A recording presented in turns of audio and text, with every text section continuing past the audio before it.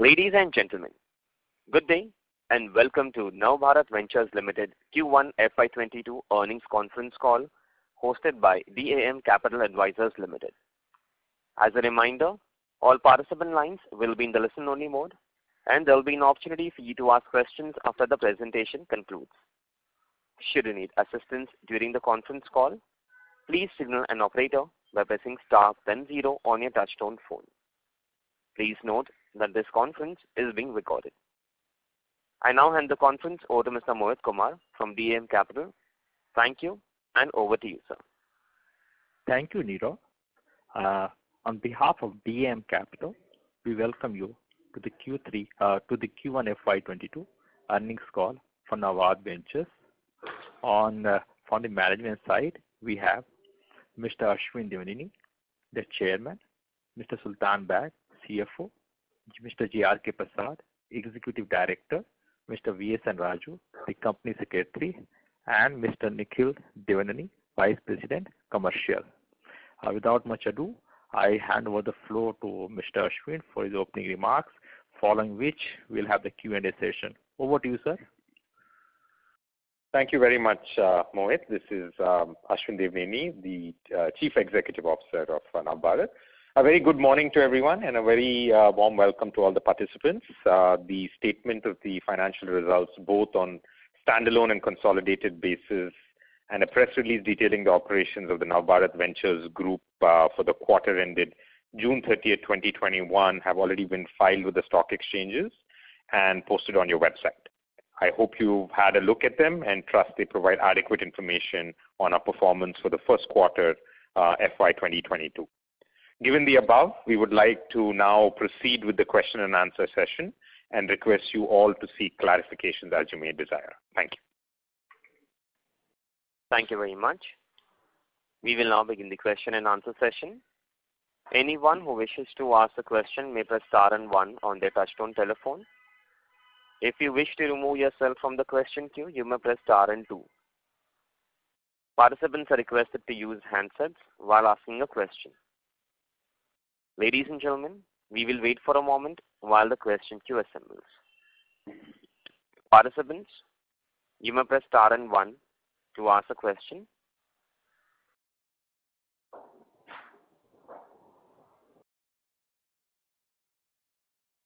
The first question is from the line of Dharmesh from QG. Please go ahead. Yes, my friend, a very good morning. And I am really very happy to be a shareholder for the Nava Bharat Ventures Limited. I am watching this company since 2002 and I am calling from Qatar at present. And in Qatar, we have around 10 or 15 investors who invested more than 3.5 crores in Nava Bharat Ventures since 2017. The thing is, I would like to know from the board of the director that Nifty made new high, small cap index made new high, and we know that current valuation of the company is really very low, and we expect a very high stock price valuation. But we are not really understanding why the market is not preferring to buy stock of Nava Bharat Ventures.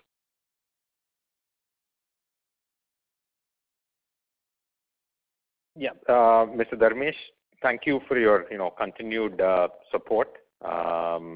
In terms of our valuation and stock price, unfortunately, we as management cannot speculate or discuss. I think we have been reporting profit quarter after quarter, and all our operations are fairly healthy. So as management, we're doing our best to increase shareholder value and make sure that operations are sustainable and we have significant growth potential for the future. But in terms of stock price and valuation, unfortunately, we can't speculate or discuss in this forum. Hello? Hello, can I continue? Yeah. Sir, that is okay. I understand because I am also since market 1997 I am in the market, so I know that the board of directors are not involved. But the thing is, when the company is asking buyback offer at 100 rupees, it means company itself is assuming the price lower. For this, can you please give some clarification? Sorry, I mean, what exactly is the question? The question is, the buyback offer from the company was at 100 rupees, and no doubt that time stock price was 70 or 75. But the thing is, 100 rupees also is very low price. So the company should expect price more. Because company know the valuations, the earnings, everything. Yeah, no, I think the buyback ceiling price was essentially a board decision after much deliberation. We took into account where the stock was at the time we made the decision, and we thought the ceiling that we had attached to the buyback was appropriate. Okay. Okay, thank you so much. We'll continue investing in stock market. Today also we have purchased NB Ventures during this fall. Thank you very much, sir. Thank you for your support. Thank you. Ladies and gentlemen, you may press star and one to ask a question. The next question is from the line of Harsh M. from DAM Capital. Please go ahead. Yeah, thank you for the opportunity, sir. My question is regarding what is the status of the Mamba tariff negotiations, and is the plant fully operational currently? Yeah, so I think I'll answer the second question first. Both the units are fully operational currently.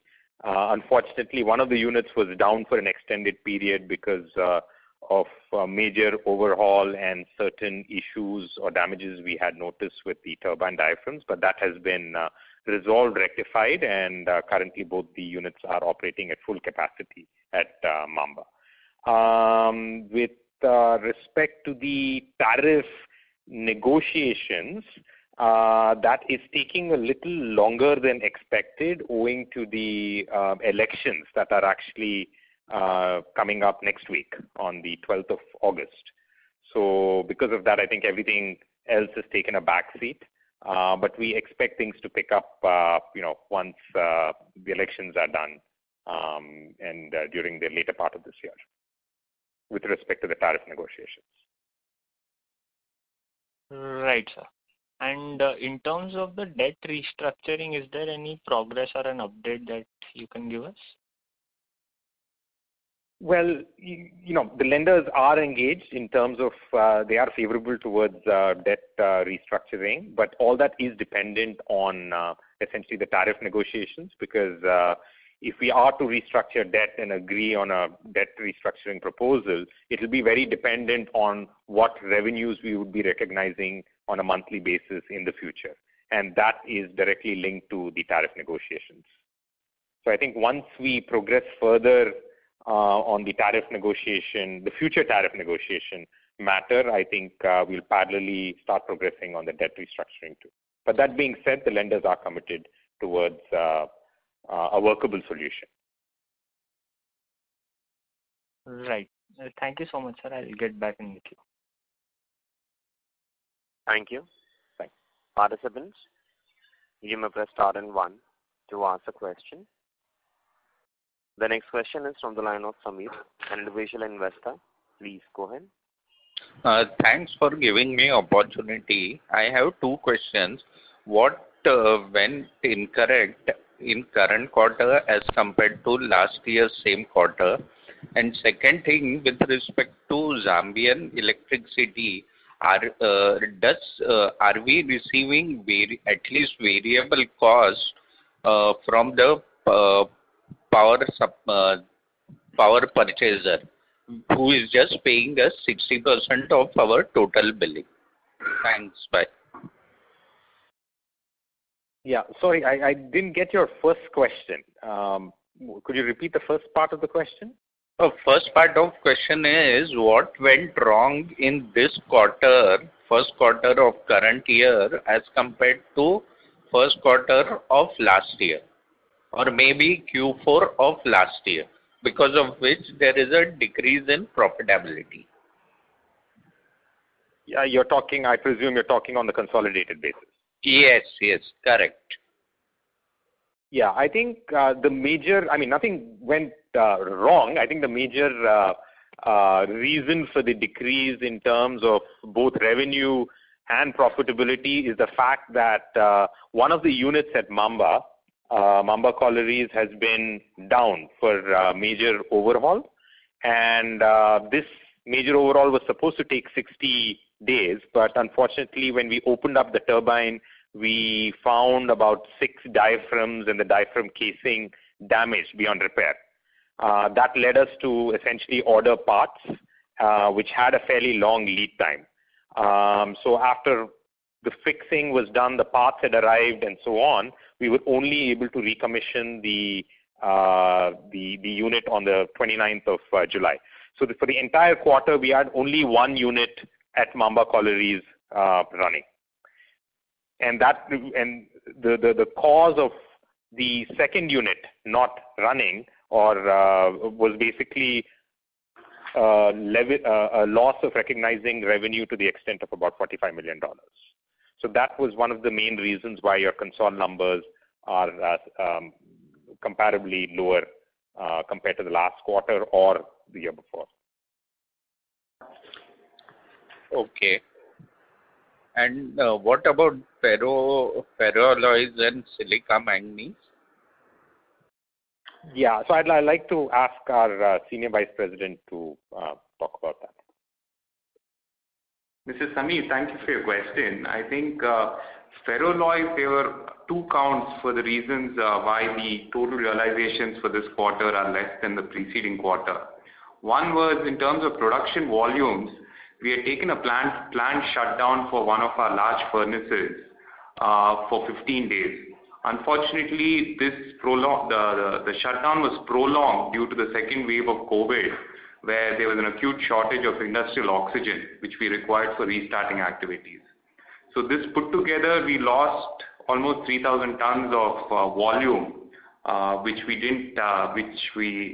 had in the last quarter. The second reason is in the last quarter, we had a large opening inventory of almost 10,000 tons, which we were able to liquidate. So that's the reason for a higher realization in the previous quarter compared to this quarter. Okay. Yeah, so I think you had a question on the if we are recovering the variable cost. Yes, So in correct. terms of that, we are. I mean, on a monthly basis, like you rightly said, we today, if you look at our cumulative billing, it's actually exceeded $1 billion from the time we've commissioned. We have realized about close to 60% of that. So on a monthly basis, we're getting about $8 to $9.5 million every month. That is enough to cover our variable cost, and we've also been servicing interest with the lenders. Okay, so basically we are entirely covering variable cost and part of fixed cost, or entire fixed cost.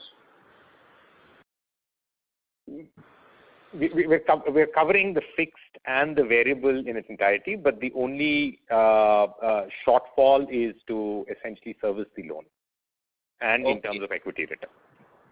Okay. Yeah. Okay, thanks. Thank you. Participants, you may press star and 1 to ask a question. The next question is from the line of Dharmesh from QG. Please go ahead. Yes, dear sir, I have checked the balance sheet. In 2014, we have fixed asset of 2,000 crore, and now we have around 6,000 crore. Because of we have increased we have done the work in progress. Means company was establishing some new plants, but according to that, the sales is not we see increase too much. Before also 1,700, now 2,500. So the sales growth is not in respect to the manufacturing capacity increase. So is our understanding is wrong, or I'm not getting what is happening actually? You see, I think the differential was on account of capitalization in Zambia. where roughly about we had a capitalization of about $700 million. That was done in 2015, 15-16 financial year.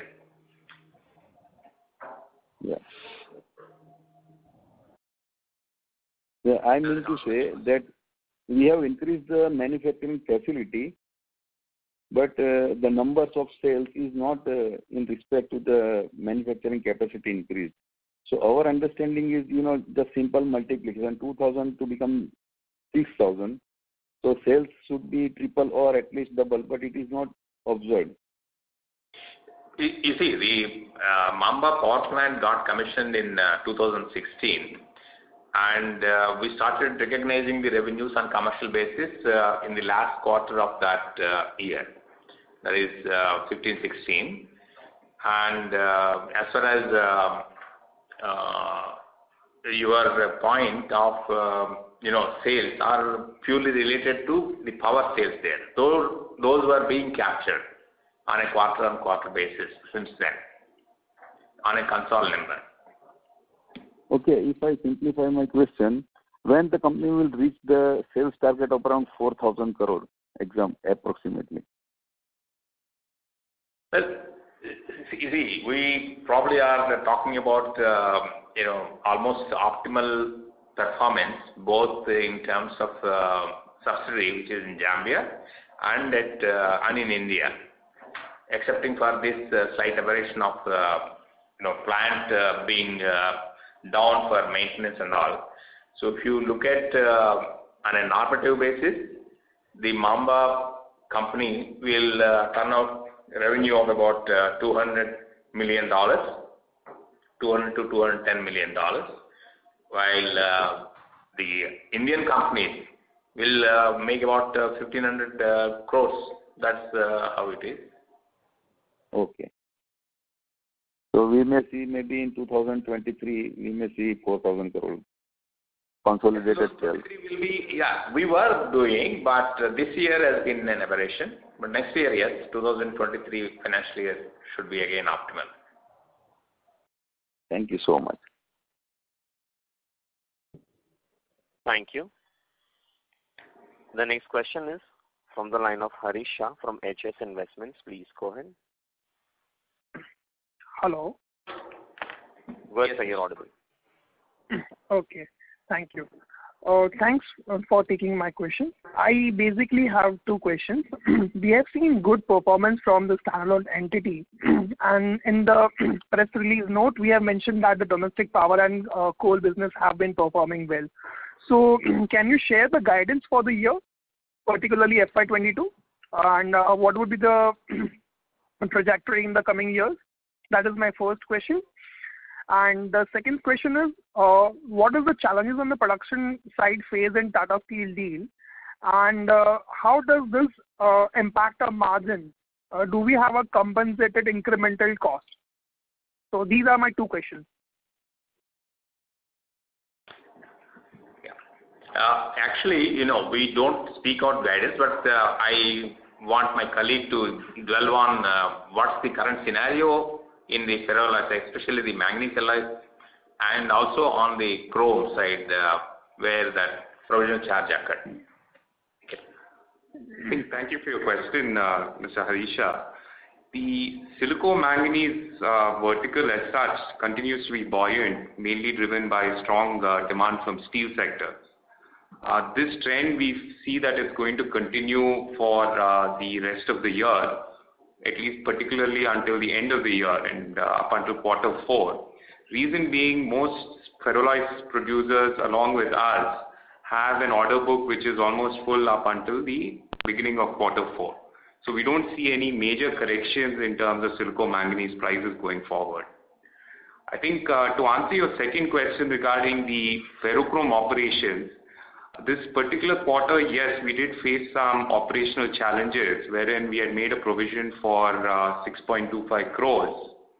Major reason being Tatas have been now supplying ore from 3 different mines, unlike earlier where it was from a single source.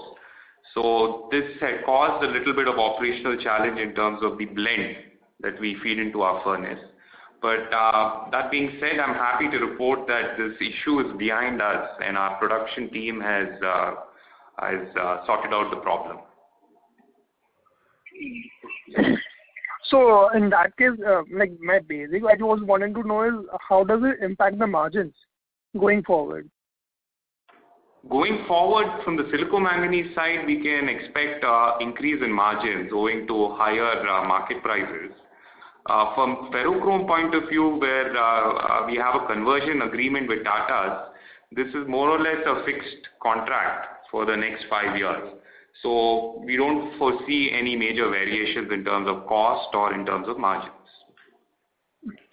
Thank you. If I have any other questions, I'll be back in the queue. Thank you so much. Thank you. Participants, you may press star and 1 to ask the question. The next question is from the line of Ajay Jain, an individual investor. Please go ahead. Good afternoon, everyone. Thank you for taking my question. First question is, what is the status of arbitration, which of course must be ongoing? The second part of the same question is, suppose we do win the arbitration case in total, where is the money with the Zambian government to pay you? Because I believe they had defaulted on some loans way back in 2020 November.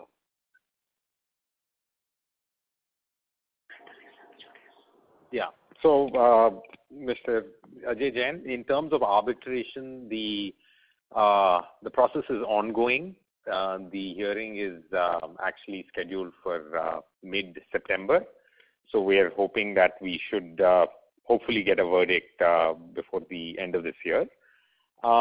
In terms of the situation with the Zambian government and the verdict and how we would enforce it, I don't want to comment at this stage because the matter is currently ongoing arbitration.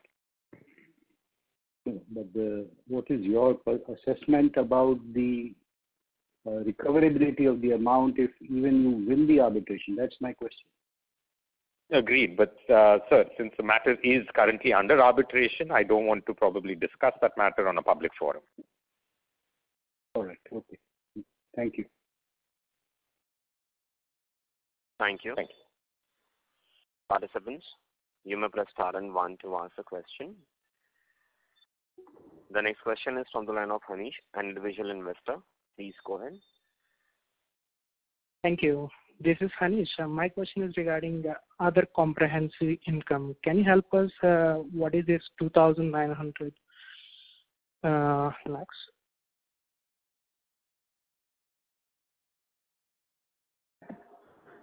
Thank you, Mr. Hanish, for your question. Are you comparing the previous quarter's other comprehensive other income with the current quarter's income? Exactly. In the previous quarter, Mr. Hanish, we had an MTM gain of 49 crores, which we recognized in the books. And it is not there in the current year, in the current quarter. So that is the difference, significantly. Okay. Thank you. Thank you. The next question is from the line of Harish Shah from HS Investments. Please go ahead.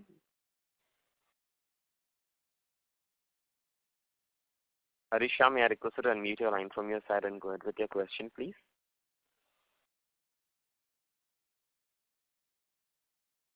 Yeah. Thanks for taking my questions once again. So I have just one follow-up question.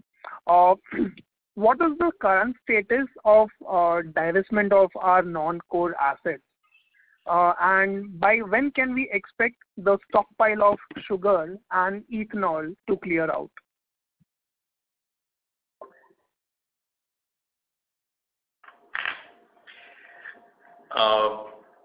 In terms of sugar, the process is on. We expect the residual stock of sugar to get cleared in this quarter, that is running quarter.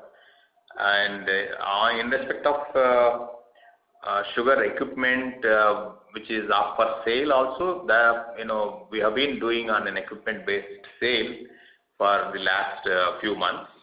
We expect that process to gain momentum and get closed maybe in the next 6 months or so.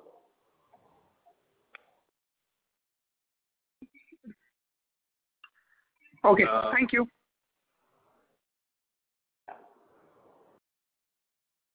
Thank you.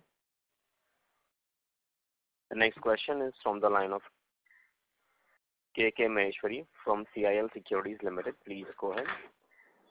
Yeah. In the notes to the accounts, there is a mention at point number 5, MCL is in breach of his existing loan, which are secured exclusively and only by the underlying assets of MCL. Is this a note which has been coming from previously, or is it a new note? And if there has been a breach, from when has there been a breach in repayment loan?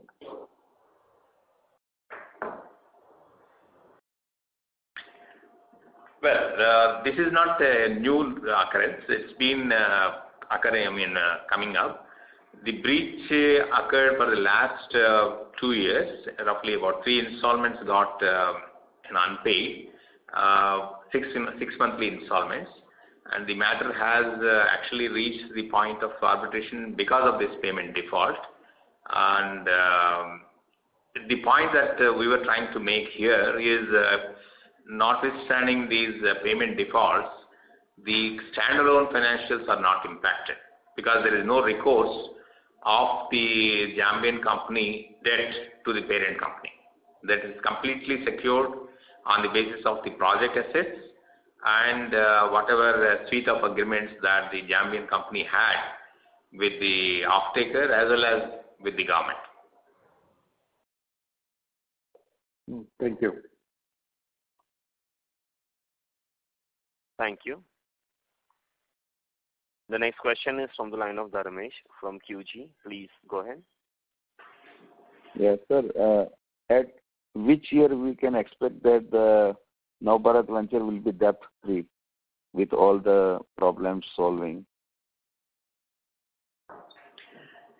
You see, Nava Bharat has a very thin debt, very thinly levered. As a standalone company, it has a total debt of about 200 crores as of 30th June, including working capital debt of about 70 crores.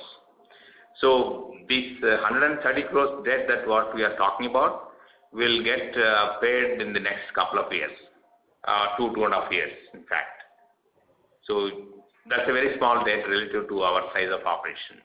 Whatever debt that is being reflected as a balance is in the Zambian company. Yes. So ultimately, together with all, can we expect around 2024 the company can be debt free? On a Concall basis? Yes. No, let's talk about standalone, because standalone debt and standalone companies matters are completely independent of the Zambian company. Yes, by 2024, the standalone company will become debt free. Okay. But Zambian will be not confirmed. Yeah, Zambian company's debt is about 413 million at this point. So we expect that to last till about 2029. But that has no impact on the standalone financials in any way. Okay. Okay. Thank you, sir. Okay. Thank you. Participants, you may press star and 1 to ask a question. Next question is from the line of Anirudh, an individual investor. Please go ahead.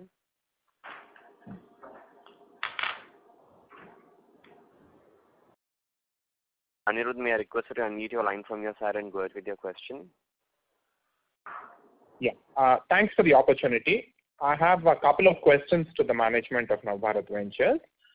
Firstly, would you be able to tell us the outlook and guidance for the power sector in India, considering that now we have NBEIL and the Odisha units not being run to their optimum capacity? The second question is on the asset sale relating to land parcel in Hyderabad, Samalkot, and Dharmavaram. Thank you. Yeah. Hello, Mr. Anirudh. So with respect to the power sector, unfortunately, what we have experienced in the last few months and the last quarter, due to COVID was extremely low demand and that resulted in very low exchange prices. I think our game plan for our IPPs, both in Orissa and in Telangana, the 150 in Telangana and the 60 megawatts in Orissa, is to get into long-term power offtake agreements with large companies and industries, so that we can kind of sustain an ongoing operations for both these IPPs, rather than just solely be dependent on the exchange prices. But I think, as we kind of go along, we are hoping that now that, lockdowns are easing and so on, that the demand is going to pick up, and also the exchange prices in the next few months should move upwards. In terms of the asset sale, I'll first talk about Samalkot since you mentioned that. I think, as Mr. J.R.K. Prasad said, we are selling the equipment item-wise. Initially, we were looking at a bulk sale, but that didn't work out because the buyer did not meet his obligations. So we decided to go and sell the equipment on a piecemeal basis. So that's what we've done. And in terms of doing that, the cash flow realizations are on the expected lines, and that's an ongoing process. And apart from the asset sale, if you look at the Samalkot land, it's about 100 acres. And what we have managed to do is convert 45 acres for mixed use, which basically means non-industrial use. And we're looking at monetizing that area through certain developments.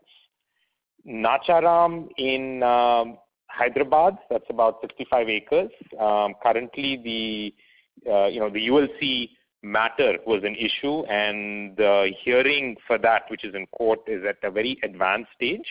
We were anticipating the hearing to end and the verdict in August, but unfortunately, due to COVID, all the courts have also, the schedules have been postponed.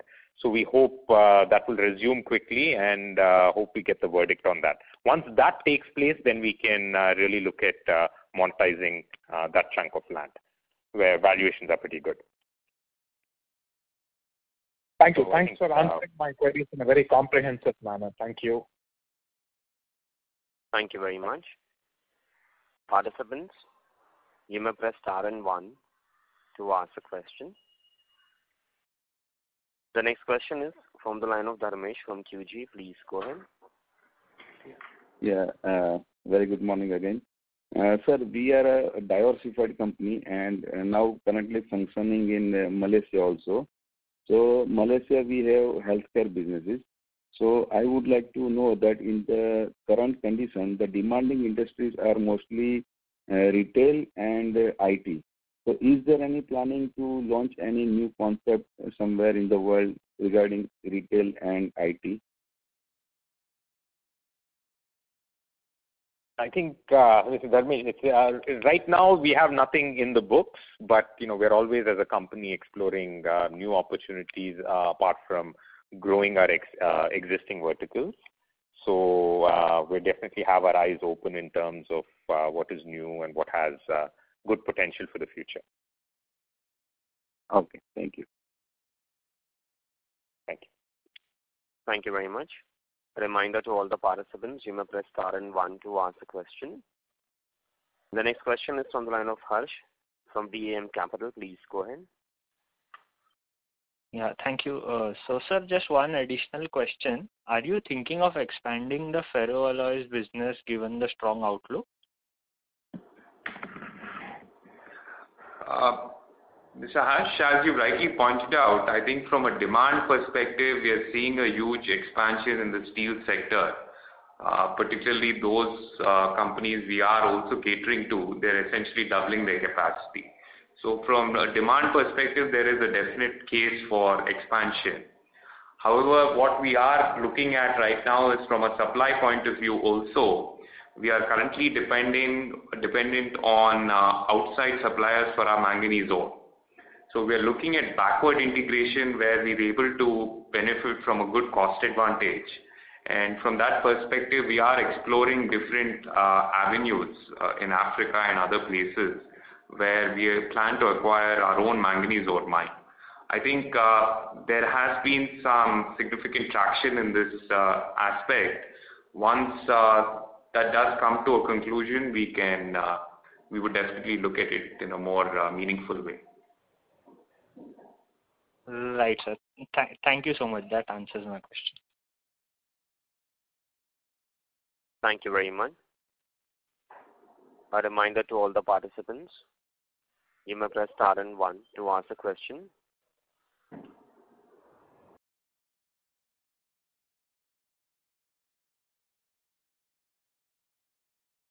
As there are no further questions, I will now hand the conference over to Mr. Mohit Kumar for closing comments. Thank you all for participating in the earnings call. Thanks to the Nava Bharat management for giving us an opportunity to host the call. So do you have any closing remarks before you close? Yeah. Thank you very much for all the participants on the call. I hope we've addressed all the queries adequately, or if there are any questions or clarifications that remain unanswered, please get back to us. And we'd be more than happy to provide answers on a wider investor platform. Thank you all once again, and please stay safe. Thanks. Thank you very much. On behalf of DAM Capital Advisors Limited, that concludes this conference. Thank you for joining us. You may now disconnect your lines.